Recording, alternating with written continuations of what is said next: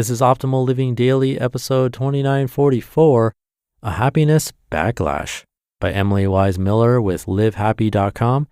And I'm your narrator, Justin Malik, the guy that reads blogs or articles to you every day of the year. That includes weekends and holidays.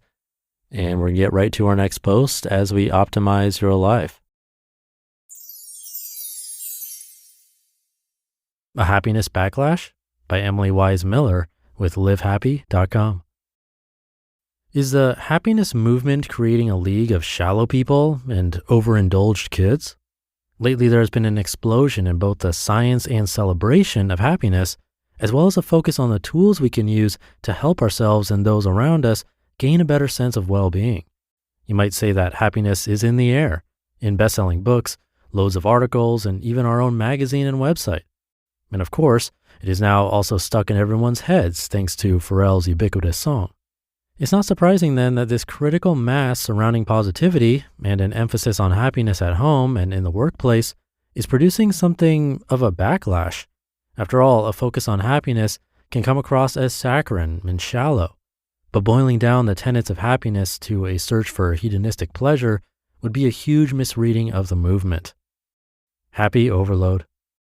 Last week, columnist David Brooks came out with a piece in the New York Times suggesting that instead of seeking to avoid suffering by being happy, we should embrace it as an opportunity for growth. While beautifully written and cogently argued, I think it misses the point.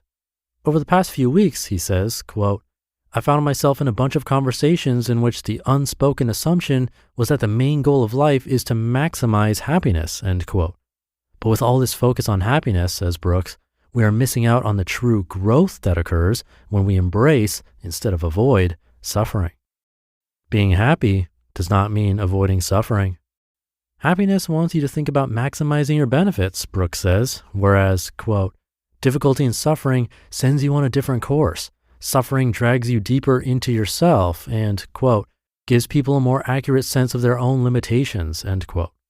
He gives a mocking example of what he imagines a happiness expert might advise someone who is suffering. Well, I'm feeling a lot of pain over the loss of my child. I should try to balance my hedonic account by going to a lot of parties and whooping it up. But finding or embracing happiness does not mean whooping it up to forget our sorrows. Divorce, death, illness, injury, we will all experience suffering. What's important is not to arrange your life so that you never take risks or keep away from those under the weight of suffering or tragedy. What's important is how you bounce back, grow, and help others recover and rebound after going through a turbulent time. The tools of positive psychology, gratitude, compassion, resilience, optimism are indispensable when it comes to recovering from trauma. Raising happy kids.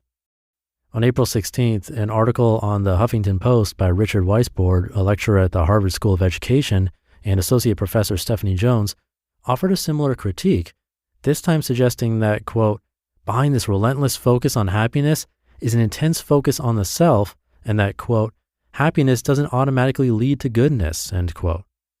Exactly. In fact, happiness research has shown that it is the other way around, that being kind, compassionate, and giving to others actually makes us happy. The article continues, quote, with parents and kids, this focus on happiness and the self has real consequences. Kids are allowed to skip out on obligations to teams and groups because participation no longer makes them happy. They are free, or even encouraged to, drop friends who are annoying, weird, or just not fun. And they sometimes treat the adults in their lives like staff or as invisible, neglecting to thank them or show appreciation, end quote. Again, I would argue that the authors have it backward. An increasing number of studies show that raising happy, well-adjusted kids requires a focus on responsibility and respect, among other attributes, which then leads to well-being and happiness. Responsibility and respect build self-esteem.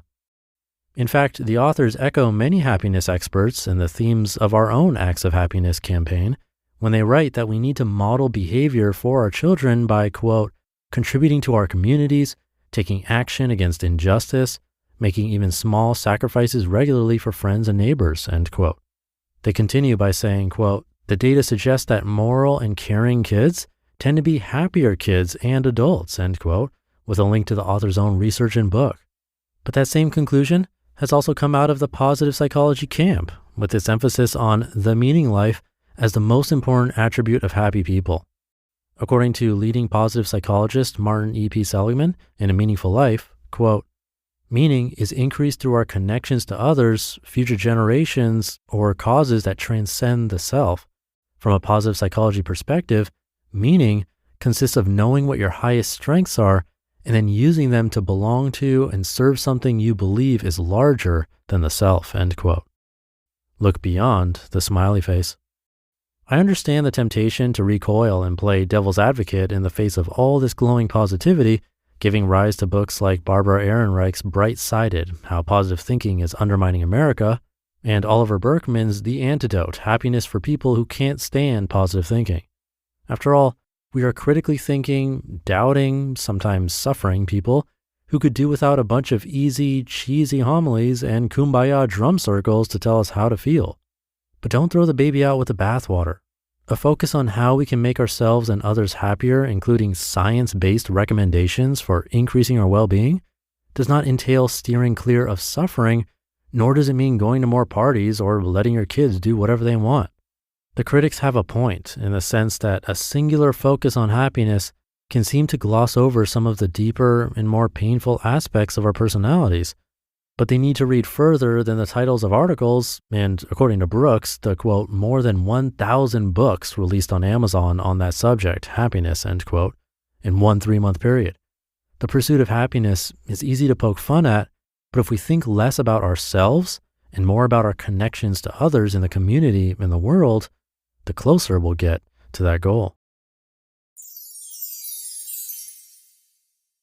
You just listened to the post titled A Happiness Backlash by Emily Wise Miller with livehappy.com.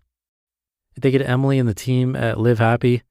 I think I agree with what she's saying here. There's a lot of complaining that in the name of happiness, kids or people in general are allowed to do whatever they want, which can lead to disrespect, etc. But if we really were focusing on trying to be more happy, we look at it from a different angle, basically what Emily said, teaching and showing respect, treating others how we want to be treated, giving more with no expectations of something in return, and so on, which then would likely lead to more happiness. So the complaints feel a bit out of line. It doesn't seem like the actual issue is the pursuit of happiness itself, but more like the way some go about it or define it. I suspect also, since you are listening to this podcast, that you don't see a problem with looking for more happiness and that you can discover new tools, ideas, inspiration, and motivation to help you be happy more often without trying to completely avoid suffering necessarily. So I might be preaching to the choir, but in any case, I think it was a great point of view, especially since there are a lot of anti-personal development sort of takes on this, or dismissing these kinds of things because they're too fluffy or something. Personal development or self-help can be seen in that way and mocked even, but hey, I think I've improved in different ways from it, and I'm not ashamed to talk about it. I hope you have improved in some ways too, and are also open to share it with others. Maybe they'll realize it's not as woo-woo as they think.